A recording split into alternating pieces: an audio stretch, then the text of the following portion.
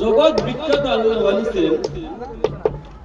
উনি একদিন এশার নামাজের পর ঘোষণা করলেন, আগামী কাল যারা ফজরের জামাত আমার পিছনে পড়বা তোমরা জান্নাতে চলে যাইবে।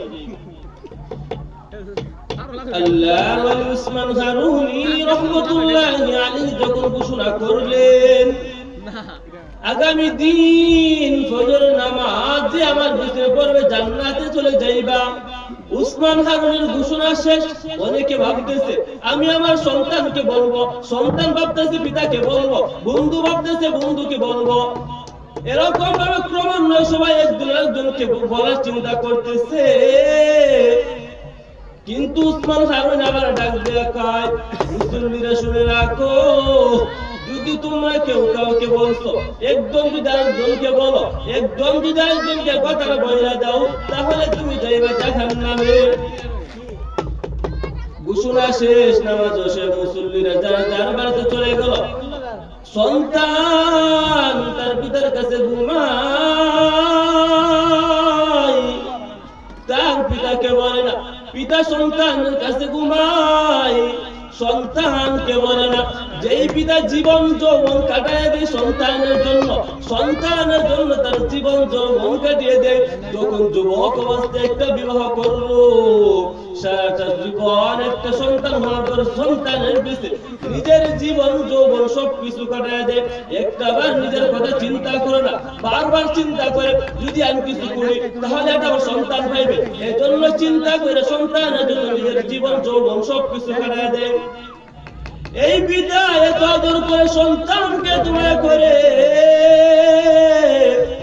এত মহব্বত সন্তানের জন্য, এত ভালোবাসা করে সন্তানকে, এত মহব্বত করে সন্তানের জন্য নিজের জীবন দিতে রাজি, সব কিছু দিতে সন্তানের জন্য রাজি।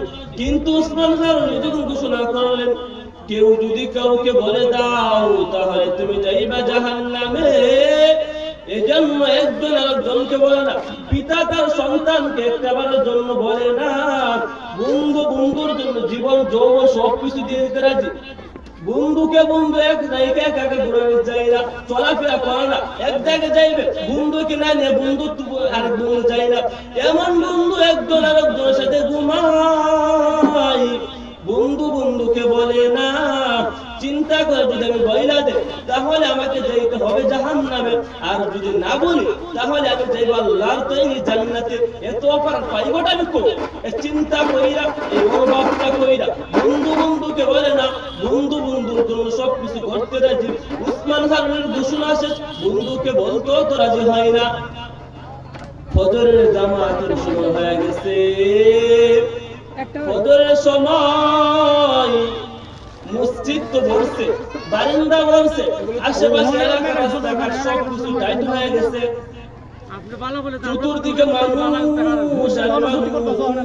মানুষ। উসমান হারুন রাহমাতুল্লাহি আলাইহি নামাজের পর দাঁড়িয়ে গেলেন, দাঁড়িয়ে বলতেছেন, কে বলছো এমন কথা, আমি যে তোমাদেরকে বলছিলাম যে কেউ যদি কাউকে বলে দাও তাহলে তুমি যাইবা জাহান্নামে, আর যদি না বলো তাহলে তুমি যাইবা জান্নাতে। এই ঘোষণা আবার জিজ্ঞাসা করলেন উসমান হারুন, কে কাকে বলছো? একজন একজন করে উসমান হারুন তাকে জিজ্ঞাসা করে, তুমি কি কাউকে বলছো? বলে না আমি কাউকে বলিনি। তুমি বলছো? বলে না আমি বলিনি। একজন আরেকজনকে জিজ্ঞাসা করতেছে, উসমান হারুন রাহমাতুল্লাহি আলাইহি একজন একজন দাঁড় করিয়া জিজ্ঞাসা করতেছেন, কেউ তো বলে না। তাহলে বলছেটাকে উসমান হারুন রাহমাতুল্লাহি আলাইহি সেই সাইডের মধ্যে একটা লোককে দেখলেন, মাথাটা তুলে দিয়ে সুন্দর করে কি যেন ভাবতেছে। উসমান হারুন ডাক দিয়ে বললেন, তুমি দাঁড়াও। উসমান হারুন রাহমাতুল্লাহি আলাইহি যখন তাকে দাঁড় করালেন, তাহলে তুমি কি বলছো? বলে জি হুজুর আমি বলছি। তাহলে তুমি কি আমার ঘোষণা জানো না? তুমি কি আমার ঘোষণা শুনো নাই? আমি যে বলছিলাম কেউ যদি কাউকে বলে দাও তাহলে জাহান্নামে চলে যাইবা, তুমি কি আমার কথা শুনছো? বলে জি হুজুর আমি কথা শুনছি। তাহলে শুনলে তুমি কিসের জন্য বলছো? উসমান হারুন রাহমাতুল্লাহি আলাইহি জগৎ বিখ্যাত আল্লাহর ওয়ালি দুনিয়া থেকে চলে যাওয়ার আগের মুহূর্তে ঘোষণা করছিলেন উসমান হারুন রহমতুল্লাহি আলাইহি। তাকে যে বলতেছে কেউ তো শেষ করে, তাকে বলতেছে তুমি যে বলছো তুমি আমার ঘোষণা শুনছো? বলে হুজুর আমি শুনছি। তারপরে বলছি কিসের জন্য বলছো? বলে হুজুর আমি চিন্তা করছি আমি একা যদি জাহান্নামে যাই তাতে কোনো সমস্যা হবে না, যদি আমি কাউকে না বলে আমি জান্নাতে চলে যাইব ঠিক, কিন্তু জাহান্নামে সবাই চলে যাইবে। এজন্য আমি বইলা দিছি উসমান হারুন রহমতুল্লাহি আলাইহি ডাক দিয়ে কই দুনিয়ার মানুষ মুসল্লিরা আমি তোমাদের কাউকে জান্নাতে নিব না, তোমাদের কাউকে আমি জাহান্নামে নিতে পারবো না, তোমরা যাইবা জান্নাতে। আল্লাহ পাক তোমাদেরকে নিবে, তোমাদেরকে যদি আল্লাহ পাক জাহান্নামে যায় তাহলে তোমরা যাইবা জাহান্নামে, আর যদি আল্লাহ পাক তোমাদেরকে জাহান্নামে দেয় তাহলে তোমরা জাহান্নামে। আল্লাহ পাক যদি তোমাদেরকে জান্নাতে দেয় তাহলে তোমাদের জাহান্নামে যাইবা। আমি এজন্য বলছি আমার বয়সটা বাইরে গেছে, কোন দিন দুনিয়া থেকে চলে যায় তার কোনো গ্যারান্টি নাই, কোন দিন চলে যায় তা কি জানি না। এজন্য আমি বইলা জানতে চাইতেছি আমি দুনিয়ায় জীবিত থাকা অবস্থায় আমার পরবর্তী প্রতিনিধি কে হবে, কে হবে আমার পরবর্তী খলিফা। এজন্য আমি ঘোষণা করছিলাম কেউ যদি কাউকে বলে তাহলে যাইবা জাহান্নামে। আমি পেয়ে গেছি আমার পরবর্তী প্রতিনিধি কে হবে, আমার পরবর্তী খলিফা। এজন্য আমি গতকাল ঘোষণা করেছিলাম আমার পরবর্তী খলিফা এই শিশু ছোট বাচ্চা হবে আমার পরবর্তী খলিফা। আমার ঘটনা বলার মূল উদ্দেশ্যটা হয়েছে আজকে এই হাওড় এলাকার মধ্যে একটা মাহফিল করানোটা কতটা যে কষ্ট তার বইলে কোনো শেষ করা যাবে। এরপর আমাদের উস্তাদ হযরত মাওলানা হাফেজ নারিব বিন আমজাদ হাফিজাল্লাহু ওয়া রাআ এত কষ্ট করে এই মাহফিলটার আয়োজন করেছে।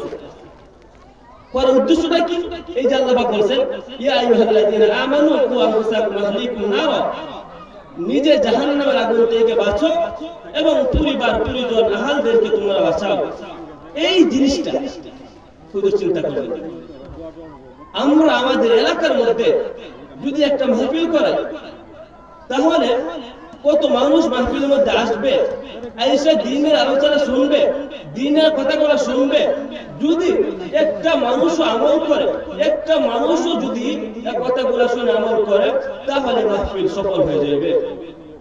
এই কথাটা উসমান হারুন রহমতুল্লাহি আলাইহি তখন বলছিলেন যে আমার পরবর্তী খলিফার জন্য এই যে খলিফার নির্ধারণ করেছিল এজন্য যে সে নিজের কথা একটাবার চিন্তা করে নাই, চিন্তা করছে যদি আমি জান্নাতে চলে যাই তাহলে আমার আশেপাশের লোক, আমার সমাজের সমস্ত লোক যে জাহান্নামে, এটা আমার কোনো দরকার নাই। আমি জাহান্নামে যাইব তাতে আমার কোনো কষ্ট নাই যদি আমার এলাকার মানুষ সবাই জান্নাতে যায়। উসমান হারুন রহমতুল্লাহি আলাইহি ওই শিষ্য আর আজকে আমাদের বর্তমান জামানায় হযরত মাওলানা মালিক বিন আমজাদ হাফিজাহুল্লাহ ওয়া রাআ যে নিয়ত, সেই যুগের নিয়ত আর এই যুগের নিয়ত আল্লাহ এক জাতীয় নিয়ত বানিয়ে দিয়েছে।